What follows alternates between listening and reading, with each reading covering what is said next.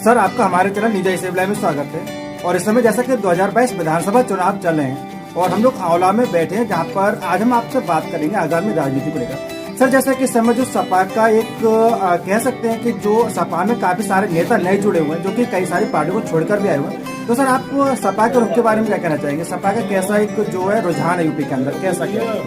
Samajwadi party समाज के सभी लोगों का बहुत सम्मान करती है। हमारे राष्ट्रीय अध्यक्ष माननीय अखिलेश यादव जी समाज के सभी लोगों को साथ लेके चलते हैं। इसीलिए उनकी कार्यशैली से उत्तर प्रदेश में सरकार में रहते हुए जो उन्होंने विकास के काम किए और उनके आचरण की वजह से लोग बड़ी तादाद में समाजवादी पार्टी में शामिल हो रहे हैं।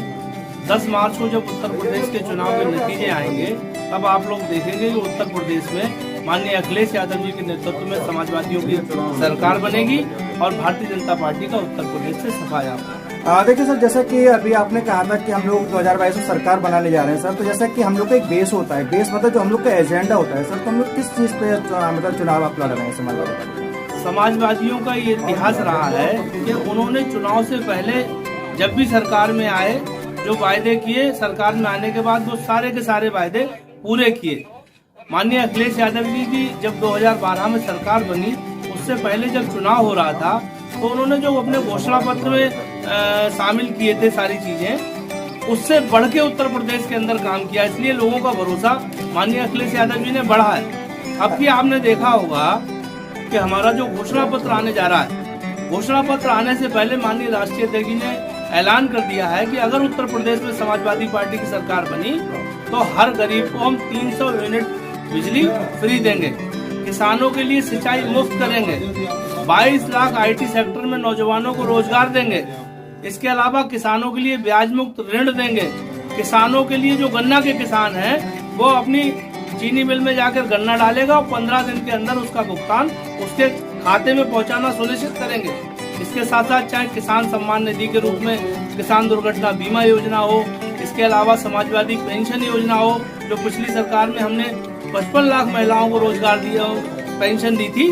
अब की हम लोग 1 करोड़ से ज्यादा महिलाओं को 1500 रुपया महीना पेंशन देने का काम करेंगे। जो पिछली सारी योजनाएं थी वो तो चलेंगे ही चलेंगे। आगामी सरकार में नई योजना के रूप में अखिलेश जी 300 यूनिट फ्री और किसानों को सिंचाई फ्री देने की योजना लेके आए। सर, जैसा कि जो 2000 उसमें क्या नाम है, जो अखिलेश यादव की सरकार बनी थी पिछले टाइम पर, तो उन्होंने जैसे छात्रों को लैपटॉप भी बांटे थे, कन्या विद्याधन भी दिया था सर। फिर ऐसा क्या रहा कि वो मतलब हार गए थे, और वो भी हार छोटी नहीं, बहुत बड़ी हार थी सर। इसके बारे में क्या कहना चाहेंगे? हालांकि उन्होंने बहुत कुछ दिया था, जितना शायद किसी ने दिया था।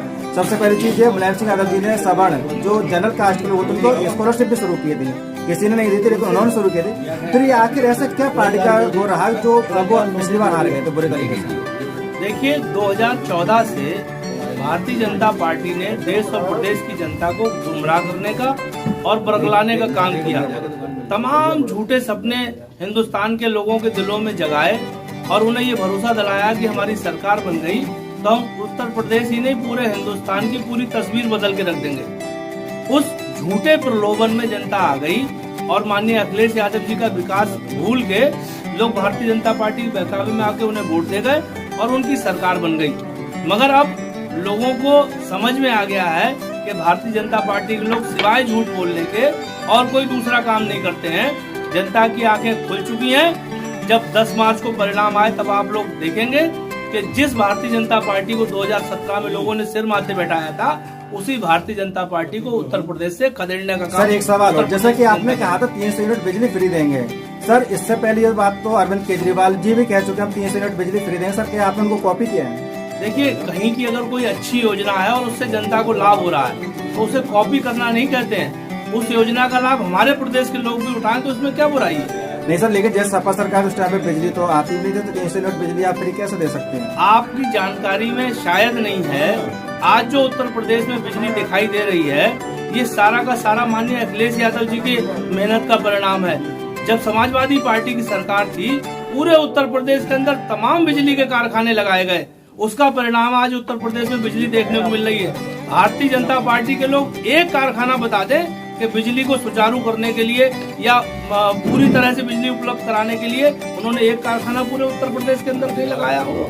ये सारी देन माननीय अखिलेश यादव जी की है। भारतीय जनता पार्टी के लोग केवल उनके कामों का श्रेय ले रहे हैं, उनके कामों का फीता काट रहे हैं। एक भी नई योजना उत्तर प्रदेश के अंदर चाहे विकास के मामले में हो, चाहे जनता के हित के मामले में हो, भारतीय जनता पार्टी की सरकार लेके नहीं आई। ऐसा जैसा कि अभी आपने कहा था कि भारतीय जनता पार्टी जो है वो अखिलेश यादव जी के कामों का श्रेय अपने ऊपर ले रही है। अगर जो श्रेय वो ले रहे हैं, अगर बाई चांस कोई नुकसान हो जाता है, ठीक है, तो फिर आप लोग ये सीधे सीधे क्यों कहते हैं बीजेपी के उसमें हुआ है? हमारे मुख्यमंत्री टेक्नोलॉजी के जानकार हैं, इंजीनियर हैं, पर्यावरणविद हैं, उनको हर विषय की बड़ी बारीकी से जानकारी है। एक योजना जो लेके आए उत्तर प्रदेश के अंदर, चाहे मेट्रो की हो, चाहे एक्सप्रेस वे की हो, तमाम 4 लेन से जिलों को जोड़ने की बात हो, एक योजना बता दो जिसमें कभी कोई आपको कमी नजर आई हो। अच्छा सर, एक चीज और बताइए, जैसे कि 2022 में आपको क्या लगता है कितनी सीटें आपकी रहेंगी?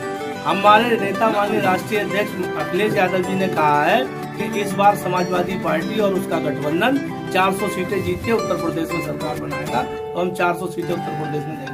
अच्छा, जैसे कि उन्होंने ये भी कहा था पहली कैबिनेट बनती वो मतलब पहली कैबिनेट में वो एक जो मीटिंग होगी उसमें वो 10 लाख युवाओं को रोजगार की बात कही गई थी, और भी उन्होंने 2-3 घोषणाएं की थी। सर उनके बारे में आप क्या कहना चाहेंगे? इतिहास रहा है हम लोगों से, इनका जो हमने कहा है उसे 100% पूरा किया है। ये बिल्कुल सही बात है कि जब उत्तर प्रदेश में सरकार समाजवादी पार्टी की बनेगी, पहली कैबिनेट मीटिंग में जो शिक्षा मित्र सहायक अध्यापक पदों पर समायोजित कर दिए गए थे, उन्हें इस सरकार ने रिवर्ट करके दोबारा शिक्षा मित्र बना दिया गया। माननीय अखिलेश जी ने कहा कि जिस दिन हमारी सरकार बनेगी, पहली कैबिनेट बैठक में 24 घंटे के अंदर बुलाई जाती है, उसमें शिक्षा मित्रों को दोबारा सहायक अध्यापक का दर्जा दिया जाएगा। 10 लाख नहीं, उन्होंने ये कहा है कि आईटी सेक्टर में हम 22 लाख नौजवानों को रोजगार देंगे। इसके अलावा दूसरे क्षेत्र भी हैं जिसमें बड़े पैमाने पर रोजगार के साधन उत्तर प्रदेश में उपलब्ध हैं। जैसे कि सर अक्सर हम लोग सोशल मीडिया में देखते हैं कि समाजवादी की पार्टी के कुछ कार्यकर्ता जो अपने सोशल मीडिया अकाउंट पे कुछ उल्टे सीधे कमेंट्स वगैरह कर देते हैं, जिसको लेकर बीजेपी के लोगों ने काफी बड़ा मुद्दा बना देते हैं और फिर इसको जोर शोर से प्रचार प्रसार किया जाता है। सर तो आप उन चीजों के बारे में क्या कहना चाहेंगे? समाजवादी पार्टी अनुशासन से बधी हुई पार्टी है, और चाहे हमारे राष्ट्रीय अध्यक्ष जी हों और चाहे जिले में हमारे जिला अध्यक्ष हों, सभी लोग समय समय पर अपने कार्यकर्ताओं को, अपने नेताओं को ये मार्गदर्शित करते रहते हैं कि किसी तरह की अनुशासनहीनता नहीं होना चाहिए, सोशल मीडिया पे किसी तरह की अमर्यादित टिप्पणियां नहीं होनी चाहिए। अगर कोई कार्यकर्ता अमर्यादित टिप्पणी करता है तो समाजवादी पार्टी के नेता उसका संज्ञान लेके जितनी भी सख्त कार्रवाई हो सकती है वो करेंगे। सर जैसा कि पिछले काफी समय से समाजवादी पार्टी जो है आंवला में अपनी जीत नहीं कर पाई है पिछले काफी टाइम से, तो इस बार आपको क्या लगता है कि कैसा ग्राफ रहेगा समाजवादी पार्टी? बीती ताहे विसार के आगे की सुध लो, 2022 के चुनाव में समाजवादी पार्टी यहाँ कम से कम 40,000 वोटों से जीतने जा रही है। इस बार समाजवादी पार्टी की जीत को कोई नहीं रोक पाएगा। आदरणीय RK शर्मा जी यहाँ से विधायक। ऐसा जैसा कि बीजेपी का पिछले लगभग 5 साल होने जा रहा है उसका कार्यकाल में, तो रोजगार को लेकर क्या कहना चाहेंगे समाजवादी और उसके बीजेपी? आंवला चाहे विकास का मामला हो, चाहे रोजगार का मामला हो, लेकिन उन्होंने तो आंवला को जिला बना रखा है। आंवला पूरी तरह से उपेक्षित रहा है। एक लंबे अरसे से लोग रोडवेज बस के बड़े बस स्टेशन की मांग कर रहे हैं, आज तक आंवला में नहीं बन पाया। आंवला में लोग एक लंबे अरसे से चीनी मिल बनवाने की बात कर रहे हैं, आज तक आंवला में कोई चीनी मिल नहीं बन पाई। आज तक कोई ऐसा उद्योग धंधा, इफको एक लंबे समय से स्थापित हुआ, लेकिन वो भी अब भितरी विधानसभा का हिस्सा है। उसके अलावा कोई ऐसा कारखाना नहीं है जहाँ के नौजवानों को जो रोजगार दे सके। मजबूरन यहाँ के लोगों को रोजगार की तलाश में दिल्ली हरियाणा जाना पड़ता है या दूसरे शहरों में जाना पड़ता है जो बड़े शहर हैं। हमारी सरकार बनेगी और आदरणीय RK शर्मा जी जब यहाँ से विधायक बनेंगे तो हम लोगों की कोशिश रहेगी एक ऐसा कारखाना, एक ऐसा उद्योग यहाँ पर स्थापित हो जिससे यहाँ के स्थानीय नौजवानों को रोजगार मिले। सर आंवला क्षेत्र की जनता को चलो छोड़ के अगर आप पूरे बरेली डिस्ट्रिक्ट की जनता के लिए आपका क्या संदेश रहेगा? जहाँ तक हमारे दर्शक हैं, आप क्या संदेश देना चाहेंगे? हम तो ये कहेंगे कि उत्तर प्रदेश की खुशहाली के लिए, उत्तर प्रदेश की विकास के लिए, उत्तर प्रदेश को देश का सबसे अग्रणी सूबा बनाने के लिए एक ऐसे नेता को मुख्यमंत्री चुने जिसके पास विकास परक सोच है और जिसके पास एक विजन है उत्तर प्रदेश को आगे ले जाने का। तो उस मामले में अगर खरा कोई उतरेगा तो केवल और केवल माननीय अखिलेश यादव जी उतरेंगे, इतना भरोसा हमें। और उत्तर प्रदेश की जनता और बरेली की जनता से हम ये अपील करेंगे कि जाति, धर्म और तमाम चीजों से ऊपर उठ के विकास के मामले में माननीय अखिलेश यादव जी को मुख्यमंत्री बनाने के लिए जो हमारे प्रत्याशी हैं विधानसभा क्षेत्रों में, उन्हें भारी बहुमत से जिताने का काम। सर आपको बहुत बहुत धन्यवाद।